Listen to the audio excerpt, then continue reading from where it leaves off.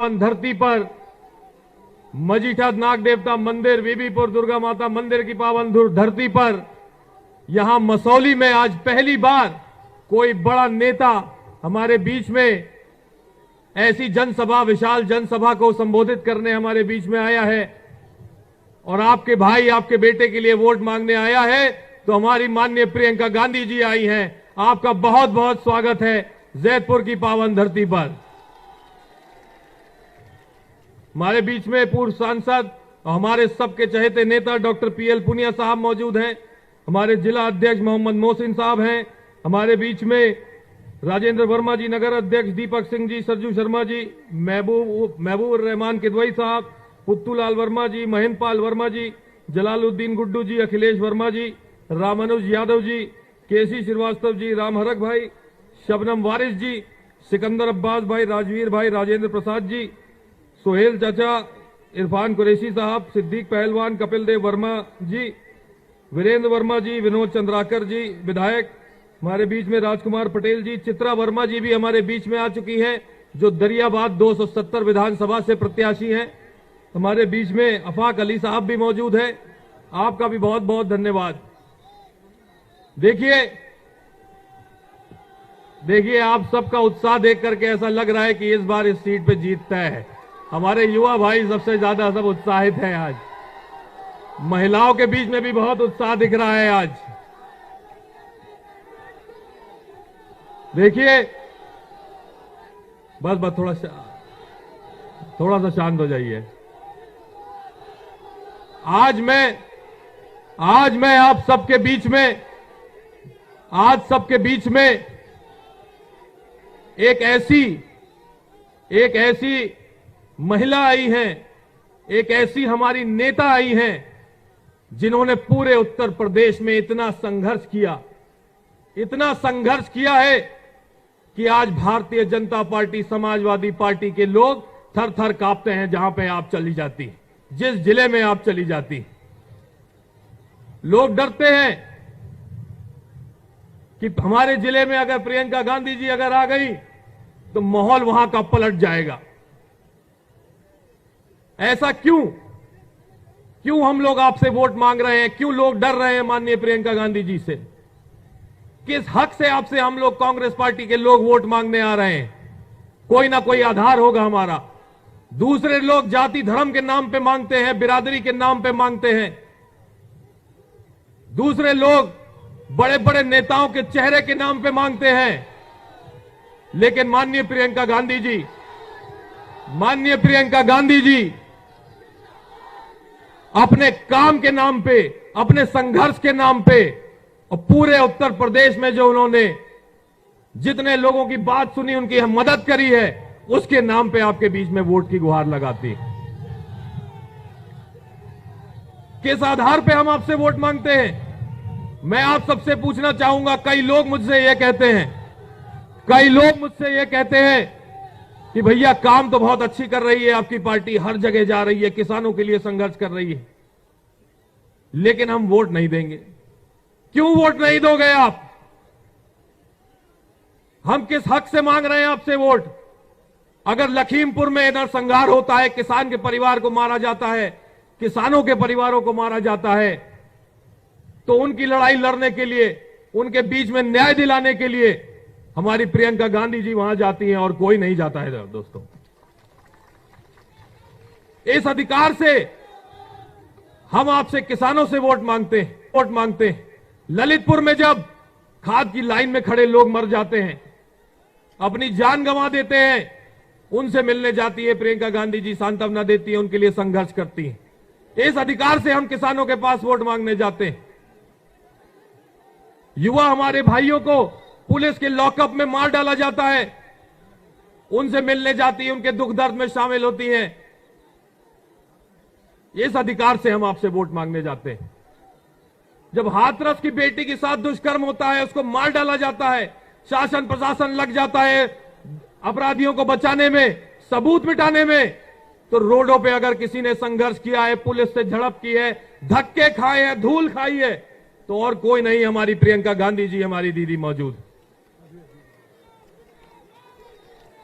तो अगर इतने सारे काम करने के बावजूद अगर हमारा अधिकार आपसे नहीं बनता है, अगर आपके लिए हमारा हक नहीं बनता है वोट मांगने का, तो किसी का नहीं बनता है इस देश में। मैं आपसे व्यक्तिगत रूप से कितने सालों से जुड़ा हूं। अब 5 साल हो गए, 2 बार विधायकी के चुनाव में आपके बीच में आ चुका हूं। हार गया, आपका पूरा आशीर्वाद नहीं मिला, लेकिन फिर भी इतना स्नेह, इतना प्यार मिला कि सम्मानजनक हार हुई। सम्मान मिला आपकी तरफ से, सम्मान में कोई कमी नहीं आई। इसीलिए लगातार 5 सालों से आपके बीच में हर सुख दुख में शामिल होता रहा हूं, हर कार्यक्रम में आपके शामिल होता रहा हूं, आपके लिए संघर्ष किया है मैंने। और अगर कोई इसको झूठा बतला दे तो मैं उससे आज वोट नहीं मांगता, सिर्फ उन्हीं से मांगता हूं जिनके पास मैं गया। हर गांव की हर खाक मैंने छानी है, हर घर में मैंने दस्तक दिया है, और इस अधिकार से मैं आपसे आज वोट मांग रहा हूं। मैं अपनी मेहनत और अपने काम के आधार पर, डॉक्टर पीएल पुनिया जी के काम के आधार पर आपसे वोट मांग रहा हूं, कांग्रेस पार्टी के काम के आधार पर आपसे वोट मांग रहा हूं। आपने बहुत सालों से धर्म जात बिरादरी के नाम पे वोट दिया है, लेकिन एक बार 2009 में आपने काम के आधार पर, मेहनत के आधार पर वोट दिया था। 2009 में क्या हुआ था? किसानों का कर्जा माफ किया था कांग्रेस पार्टी ने, मनरेगा लेकर के आई थी, शिक्षा का अधिकार, सूचना का अधिकार, तमाम ऐसे बड़े बड़े काम किए थे कांग्रेस पार्टी ने। उस काम के आधार पर आपने वोट दिया था, और डॉक्टर पीएल पुनिया जी की मेहनत के आधार पर, राहुल गांधी जी की मेहनत के आधार पर आपने वोट दिया था। और उसके बदले में आपको एक काम करने वाला, शिक्षित, योग्य व्यक्ति आपका लोकसभा सांसद बनकर आपके बीच में आया। और बाकी सब लोगों ने आपको बताया, यहां पे काफी देर से आपसे चर्चा चल रही है कि किस प्रकार से डॉक्टर पीएल पुनिया जी ने आपके बीच में आप काम किया है। देवावाला ओवरब्रिज बना है, 5 इंटर कॉलेज बने हैं, बरैया चौराहे पे ITI पॉलिटेक्निक खुला है, 4200 गांव में बिजली आई है। ये सारे काम सिर्फ 5 साल के कार्यकाल में आपके बीच में करके दिखाए हैं, तो डॉक्टर पीएल पुनिया जी ने करके दिखाए। पोस्ते की खेती 15 साल से हमारे जिले में बंद थी, पोस्ते की खेती शुरू करवाने का काम किया है डॉक्टर पीएल पुनिया जी ने। 40-50% यादव बिरादरी आज हमारे साथ जुड़ चुकी। लोग कहते थे मुझसे कि तुम पासी नहीं हो, तुम्हें पासी का वोट नहीं मिलेगा, लेकिन आज मेरे युवा भाई यहां लाल गमछा पहने, द ग्रेट पासी सेना मिशन के जितने लोग हैं यहां, हजारों की संख्या में जो यहां मौजूद हैं, जितने लोग यहां मौजूद हैं, ये सारे इस बात के गवाह हैं कि मेहनत से कोई भी बिरादरी, जात धर्म बिरादरी के हम बंधन को तोड़ सकते हैं, मेहनत से, संघर्ष से। कुर्मी बिरादरी के कितने लोग हमारे बीच में यहां पे आए हैं, मुस्लिम कितने लोग यहां मौजूद हैं, चौहान मौजूद है आज हमारे बीच में, हर कोई बिरादरी आज यहां पे मौजूद है। तो मुझे पूरी आशा है आज भीड़ को देख करके, इस संख्या को देख करके, आपके प्यार को देख करके और आशीर्वाद को देख करके मुझे आज ऐसा लग रहा है कि जैदपुर विधानसभा से आप सब लोग अपने रिश्तेदार और परिवारों के साथ मिलकर के चौथे नंबर पे जो हाथ के पंजे वाला बटन है, उस बटन को दबा करके और माननीय प्रियंका गांधी जी के झोली में ये जैदपुर विधानसभा की सीट का जरूर डालेंगे। बहुत बहुत धन्यवाद आप सभी का कि आपने इतना प्यार दिखाया, इतना आशीर्वाद दिखाया और इतनी अच्छी संख्या में निकल करके आए। विशेष रूप से हमारी माताएं बहनें जो यहाँ मौजूद हैं, मेरे ख्याल से बाद में भी अंदर तक सब महिलाएं बैठी हुई हैं। बहुत बहुत धन्यवाद आप सभी का। जय हिंद, जय कांग्रेस। अच्छा, इधर भी महिलाएं, आप सभी का भी बहुत बहुत धन्यवाद कि आप निकल करके आई हैं। जय हिंद, जय भारत, जय कांग्रेस, जय प्रियंका गांधी। धन्यवाद तनुज भैया। साथियों, मैं महिला कांग्रेस कमेटी की अध्यक्ष शबनम वारिस जी से चाहूंगा कि प्रियंका जी को सूत की माला भेंट करके उनका स्वागत करें। आप लोग जोरदार तालियां बजा के उनका स्वागत करें। बड़ी संख्या में नौजवान यहां पर आए हैं।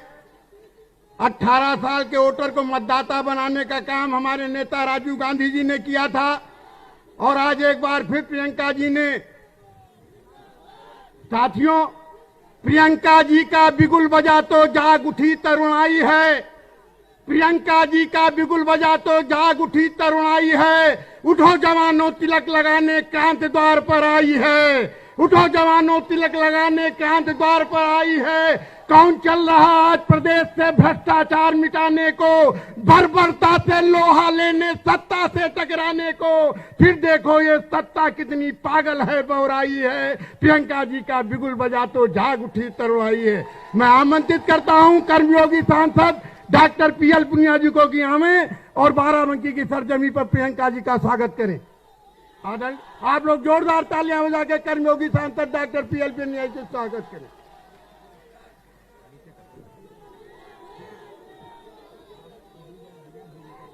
अखिल भारतीय कांग्रेस कमेटी की महासचिव एवं प्रदेश की प्रभारी परम आदरणीय दीदी प्रियंका गांधी जी का देवा महादेवा की धरती के ऊपर स्वागत किया जाता है और महान स्वतंत्रता संग्राम सेनानी और पूर्व केंद्रीय मंत्री रफ़ी अहमद किदवई साहब की जन्मभूमि मसौली में आपका स्वागत है। इसके साथ ही मंच पर मौजूद मोहसिन जिला कांग्रेस कमेटी के अध्यक्ष श्री मोहसिन राजेंद्र वर्मा जी, दीपक सिंह जी, सरजू शर्मा जी जो संचालन कर रहे हैं, महबूब रहमान किदवई साहब, पत्तूलाल वर्मा जी, महेंद्रपाल वर्मा जी, जलाउद्दीन गुड्डू जी, अखिलेश वर्मा जी, रामानुज यादव जी, केसी श्रीवास्तव जी, रामरख रावत जी, बहन श्रीमती शबनम वारिस जी, विजयपाल गौतम जी, सिकंदर अब्बास रिजवी साहब, राजवीर वर्मा जी, राजेंद्र प्रसाद जी, सैयद सुहेल भाई, इरफान कुरैशी जी, सिद्दीक पहलवान साहब, कपिल देव वर्मा जी, वीरेंद्र यादव जी, विनोद चंद्राकर जी, राजकुमार पटेल जी, श्रीमती चित्रा वर्मा जी, प्रत्याशी दरियाबाद विधानसभा 270, आफाक अली साहब, इनका भी विशेष रूप से स्वागत है।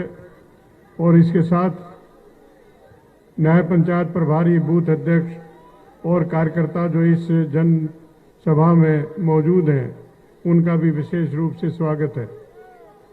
इस जनसभा में आपका आगमन एक ऐतिहासिक घटना है।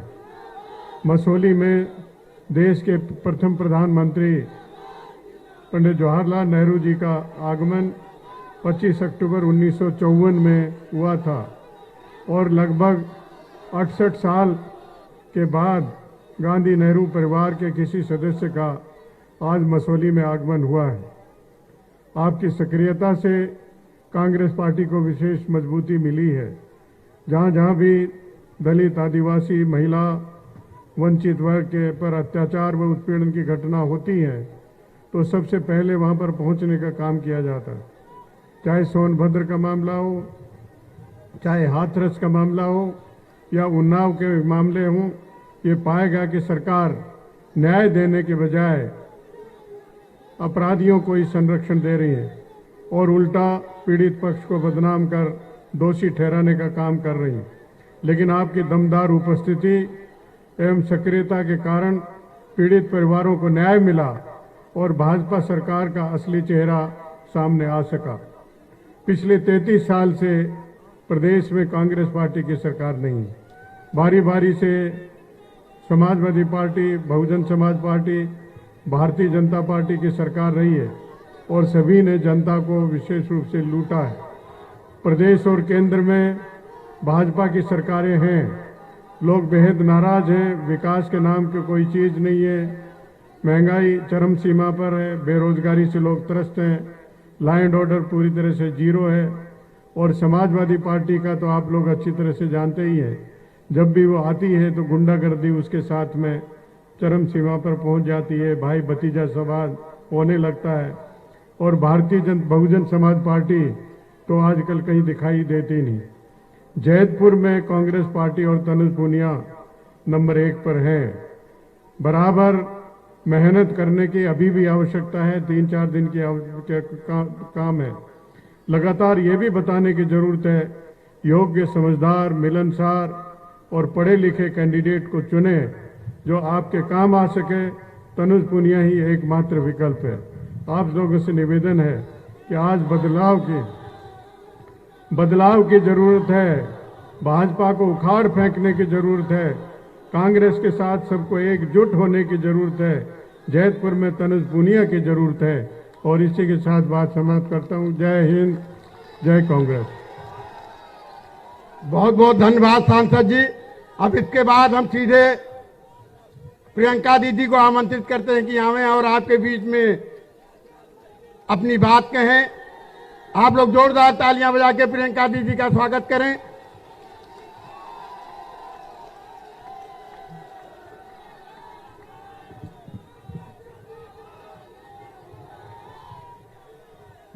बहनों और भाइयों, आप सबका इस सभा में बहुत बहुत स्वागत। कांग्रेस के वरिष्ठ नेता श्री पीएल पुनिया जी, हमारे प्रत्याशी श्री तनुज पुनिया जी,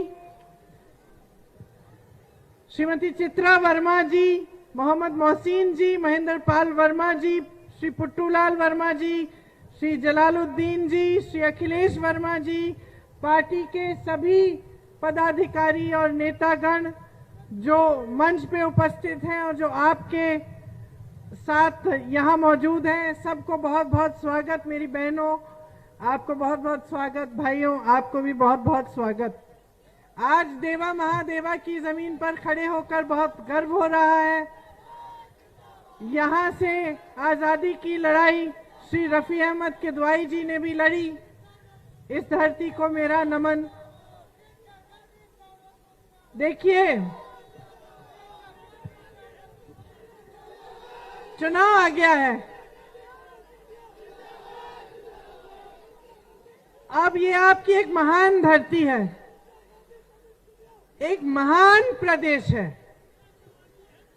आपकी विधानसभा, आपके क्षेत्र ने यहां से बड़े बड़े नेता दिए, रफी अहमद किदवाई जी जैसे, जो आजादी के लिए लड़े, जिन्होंने देश को अपना जीवन समर्पित किया। आपका प्रदेश, ये उत्तर प्रदेश, बहुत महान प्रदेश है। इस प्रदेश में सबसे ज्यादा नौजवान है पूरे देश में। सबसे ज्यादा नौजवानों की ऊर्जा यहीं है। यहाँ की धरती उपजाऊ है।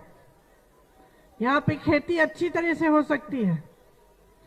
यहाँ पे शिक्षित नौजवान, जिनकी के काम करने की योग्यता है, जिनको अगर सक्षम किया जाए तो देश में खूब वो भागीदारी दे सकते हैं, वो सबसे ज्यादा उत्तर प्रदेश में ही है।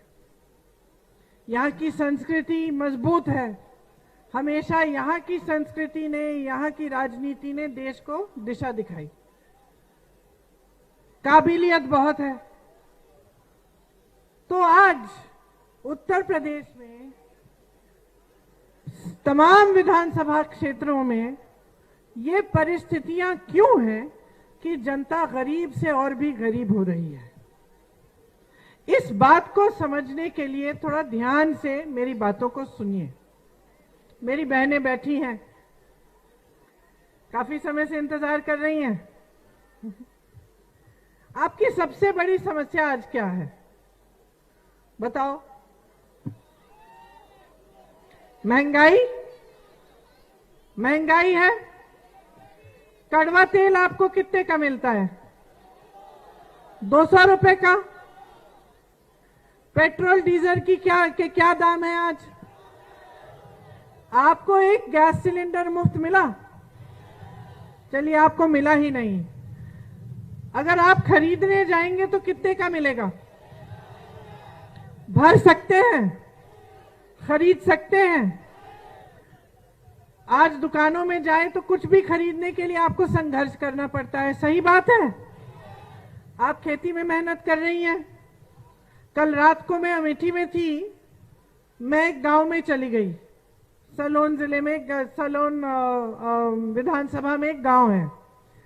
रात हो रही थी, 8-9 बजे थे। मैं गांव के अंदर चली गई। जैसे मैं अंदर जा रही थी, मैंने देखा कि एक महिला खेतों की तरफ एक अपने नाती को ले जाके चल रही थी।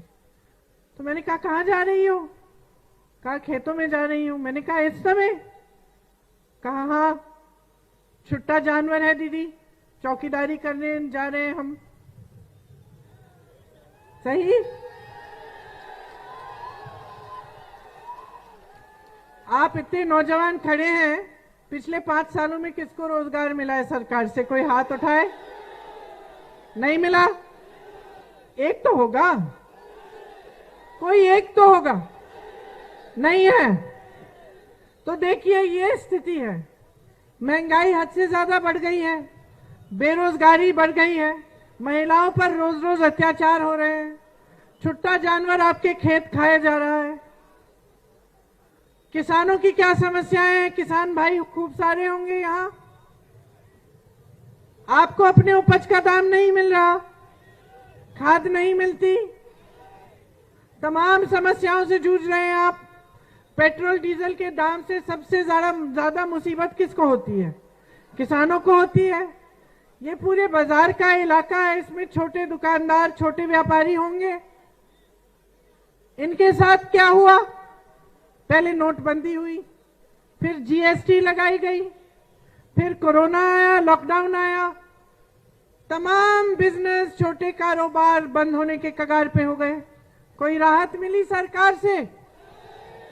यहां पे मेरे बुनकर भाई बहन हैं, आपको याद होगा कांग्रेस के जमाने में एक स्पेशल पैकेज आया था। आज है?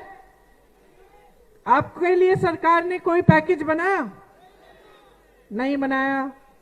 तो प्रदेश की असलियत आपके सामने है। मैं खुद नहीं कह रही हूं, आपसे पूछा, आपने जवाब दिया। आप जान रहे हैं कि परिस्थितियां क्या हैं, सब कुछ देख रहे हैं।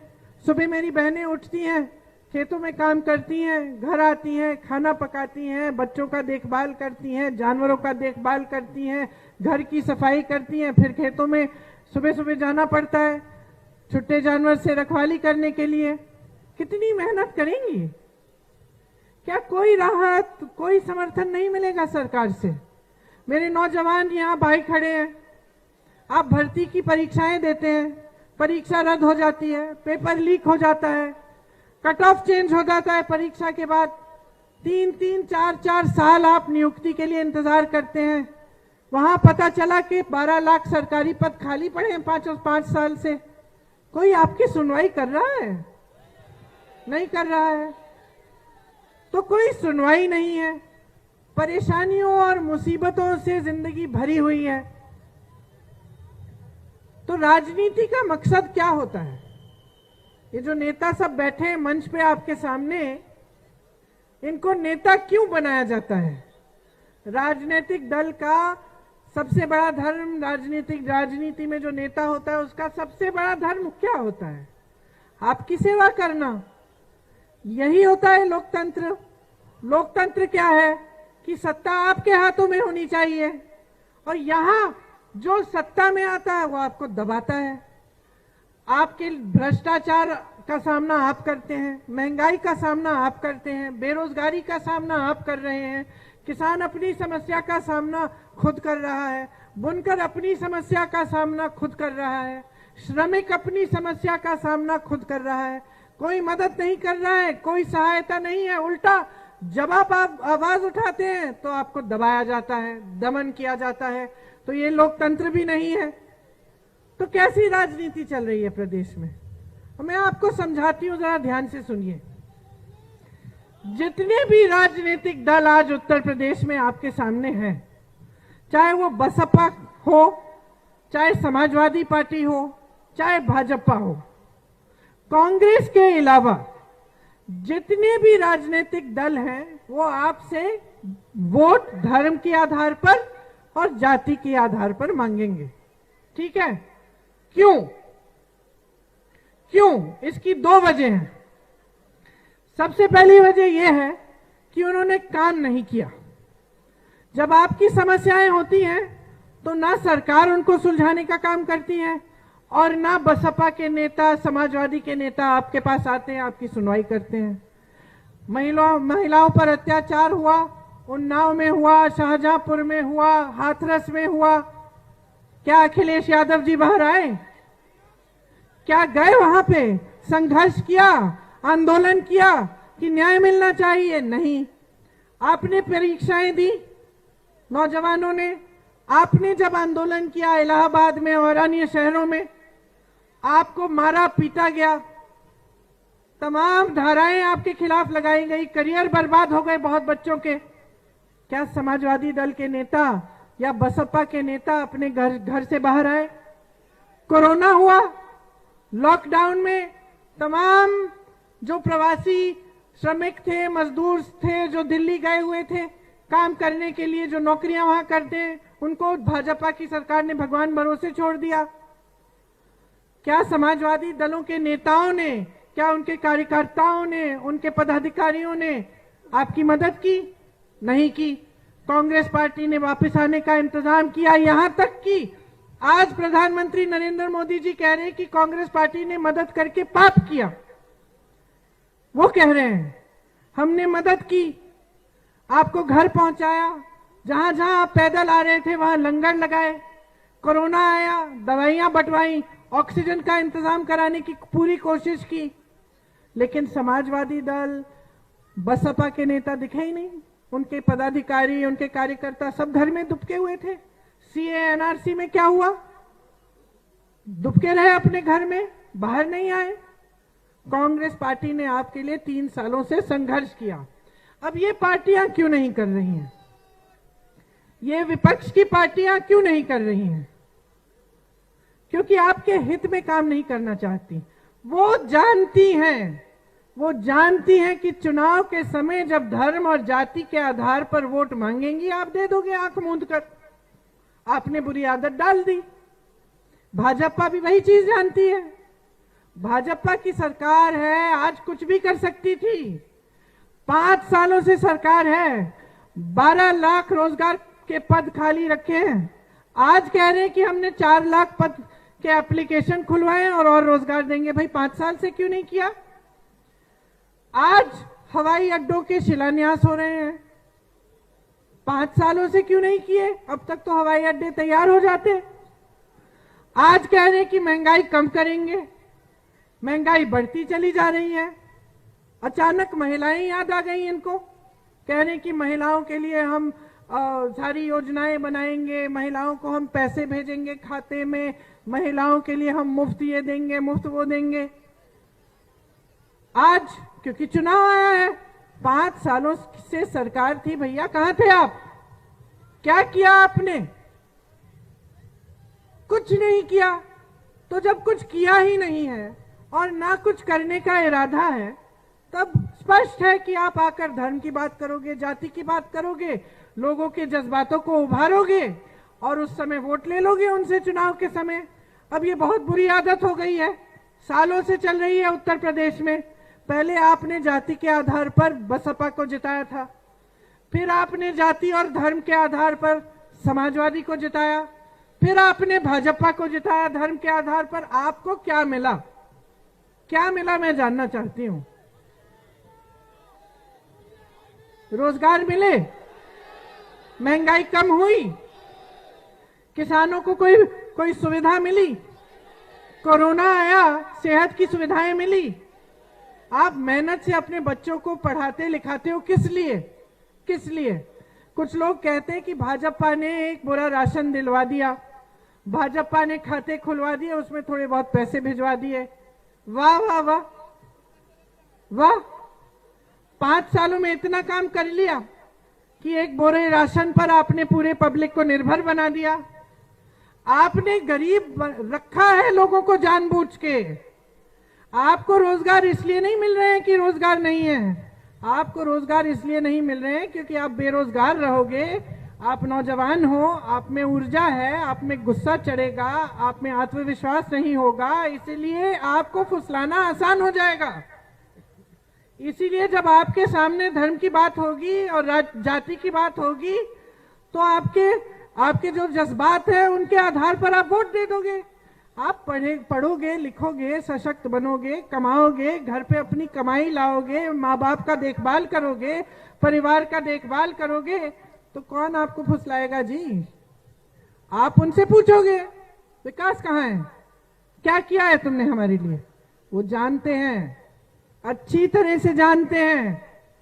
जानबूझ के जनता को गरीब रखा जा रहा है। जानबूझ के इस देश की जितनी भी संपत्ति है, जितनी भी वो संस्थाएं हैं जिससे रोजगार पैदा होते थे, BHEL, HAL, NTPC, रेलवेज, नाम लीजिए, जानबूझ के उनको बड़े बड़े उद्योगपतियों को बेचा जा रहा है।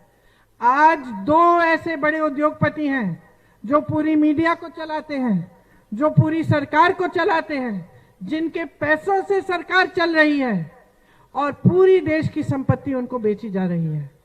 रोजगार कहां से आएंगे? दुकानदारों को, छोटे बिजनेस वालों को तो आपने खत्म कर दिया। जो ये छोटे मैन्युफैक्चरिंग के यूनिट होते हैं, छोटे बिजनेस वाले होते हैं, यही तो रोजगार दिलवाते हैं। किसानी में कितना रोजगार है, आपने तो उनको भी खत्म कर दिया। किसानों को आपकी पद खाली पड़े हैं, आप वो भी नहीं दे रहे हैं। तो जहां से रोजगार आना था उसको तो तुम, उस साधन को तो आपने बंद ही कर दिया। वो तो सारा बिक रहा है आपके दोस्तों को। तो रोजगार कहां से दोगे? तो मंच पे खड़े होकर ये कहने का क्या मतलब है कि हम 25 लाख 70 लाख रोजगार दिलवाएंगे? झूठ है, नहीं दिलवाया, 5 सालों से नहीं दिलवाया। तो स्थिति यह है कि किसी को आगे बढ़ाने का काम नहीं हो रहा है। जानबूझ के आपको गरीब रखा जा रहा है। और समझ लीजिए, ये तीनों पार्टियां एक बिसात पर खेल रही हैं। तीनों पार्टियां आपके जज्बातों का इस्तेमाल कर रही हैं। इनसे कोई विकास नहीं आने वाला है। इनसे आपके जीवन नहीं सुधरेंगे। इनसे सिर्फ और सिर्फ इनके नेताओं के जीवन सुधरेंगे, इनके बड़े बड़े उद्योगपति मित्रों के जीवन सुधरेंगे और इन्हीं का विकास होगा। वरना उत्तर प्रदेश जैसा प्रदेश, जहां से तमाम स्वतंत्रता सेनानी आए, बड़े बड़े नेता आए, तमाम देश के प्रधानमंत्री यहां से उभरे, यहां की राजनीति इतनी मजबूत थी, यहां का विकास सबसे पहले होना चाहिए था। ये प्रदेश इस देश को दिशा दिखाने वाला प्रदेश है और आज गरीबी से भरा हुआ है। आज परिस्थिति यह है कि किसी के घर में जाओ, कहता है कि मेरी तरक्की हुई नहीं। 5 सालों से, 10 सालों से, 15 सालों से बस यही राजनीति चल रही है। तो कैसे बदलाव आएगा? अगर आप आंखें नहीं खोलेंगे, अगर आप हर चुनाव में आंखें मूंद कर अपने धर्म के आधार पर, अपनी जाति के आधार पर वोट देते रहेंगे, तो आपका प्रदेश ऐसा का ऐसा रहेगा। आपको इस खाई में से कोई नहीं निकाल पाएगा जिसके अंदर आपको जानबूझ के डाला गया है ताकि ये लोग फूले फले आगे बढ़ें, आप गरीब रहें, आप असुरक्षित रहें, आप सशक्त नहीं हो। क्योंकि जब तक आप गरीब रहेंगे, जब तक आप असुरक्षित रहेंगे, जब तक आपके लिए कोई ऐसे साधन और संसाधन नहीं बनाए जाएंगे जिससे आप आगे बढ़ पाए, तब तक आप इस धर्म और जाति की जाल में फंसे रहेंगे। ये सच्चाई है इस प्रदेश की। आज कांग्रेस पार्टी कुछ घोषणाएं कर रही है, खोखली घोषणाएं नहीं है ये। और मैं आपको समझाती हूं 2 मिनट में क्या है। आप छुट्टे जानवर की समस्या है। छुट्टे जानवर की समस्या सालों से चल रही है। मेरे सामने तो 3 सालों से चल रही है। जब से पिछला चुनाव था तब से मैं चीख रही हूं, चिल्ला रही हूं, हर मंच से कह रही हूं कि बहुत बड़ी समस्या है, इसको हल करना है। मैंने मुख्यमंत्री जी को चिट्ठियां लिखी है इसके बारे में। आज देश के प्रधानमंत्री, सर्वज्ञानी, अंतर्यामी, जिनको हर चीज की संज्ञान होती है, आज वो आपके सामने खड़े होकर कहते हैं कि मुझे तो संज्ञान ही नहीं था, मैं तो जानता ही नहीं कि उत्तर प्रदेश, राजस्थान, उत्तराखंड, सब जगह ये सबसे, छत्तीसगढ़, ये सबसे गोबर खरीदेंगे आपसे। गोबर का हम गोबर गैस बनाएंगे। गोबर गैस से आपकी सुविधा होगी। गोबर का हम स्वयं सहायता समूह को देकर खाद बनवाकर स्वयं सहायता समूह से वो गोबर की बनी हुई खाद खरीदेंगे। आप छुट्टे जानवर को घर पे रखिए, देखभाल करिए, आपकी भी कमाई होगी। समस्या खत्म, समस्या खत्म हो गई है। कांग्रेस पार्टी कह रही है कि उत्तर प्रदेश में भी यही योजना लागू करेंगे, आपकी ये समस्या हल हो जाएगी। हम कह रहे हैं कि किसानों के कर्ज हमने पहले माफ किए थे, हम दोबारा माफ करेंगे, पूरे कर्ज माफ होंगे आपके। मेरे दुकानदार भाई जो बाजार में दुकानें खोले हुए हैं, जो कोरोना के समय, लॉकडाउन के समय भी बड़ी बड़ी बिजली बिल भरने की कोशिश कर रहे थे, कर्ज लिए, जो आपका कोरोना का बकाया है बिजली बिल का, वो हम साफ करेंगे। बिजली बिल सबकी आधी हो जाएगी। आज की जो समस्या है कि बड़ी बड़ी बिलें आ रही हैं, आप दे नहीं पा रहे हो, वो खत्म हो जाएगी। हम नौजवानों के लिए भर्ती की प्रक्रिया को पारदर्शी बनाएंगे। एक जॉब कैलेंडर होगा, उसमें भर्ती के लिए परीक्षा का दिन, रिजल्ट का दिन और नियुक्ति का दिन एक 6 महीने के अंदर अंदर कैलेंडर में होगा। कोई इससे खिलवाड़ करने की कोशिश करेगा तो हम कानून लाएंगे कि उस पर हम कार्रवाई लिख कर पाए। इसी तरह से मेरी बहनें, आज आप अस्पताल में जाती हैं, आपको पुरुष डॉक्टर मिलते हैं, हम आपके लिए हर अस्पताल में महिला डॉक्टर, महिला नर्स ब्लॉक के स्तर पर रखना चाहते हैं। आपके लिए मोबाइल फोन मुफ्त मिलेगा जो छात्राएं हैं, ताकि ऑनलाइन पढ़ाई कर पाएं। जो छात्राएं स्कूल से आगे इंटर पढ़ना चाहें, उनके लिए स्कूटी। आपको आज 1 सिलेंडर मुफ्त में देकर कह रहे हैं ना कि एहसान कर रहे हैं आप पे, हम कह रहे हैं 3 ले लीजिए, लेकिन आप सशक्त बनिए।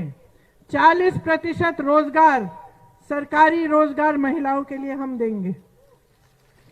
25% पुलिस में भर्तियां महिलाओं की होंगी।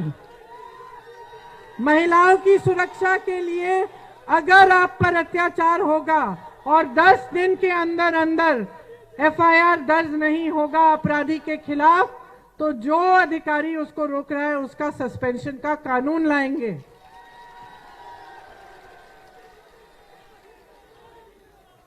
आजादी की लड़ाई कांग्रेस पार्टी ने लड़ी। इस देश की आजादी के लिए खून पसीना कांग्रेस के नेताओं, कांग्रेस के कार्यकर्ताओं और इस देश के किसानों ने की। इस आजादी को बचाने के लिए कांग्रेस खड़ी रहेगी और काम करेगी। और इस आजादी का मतलब क्या था?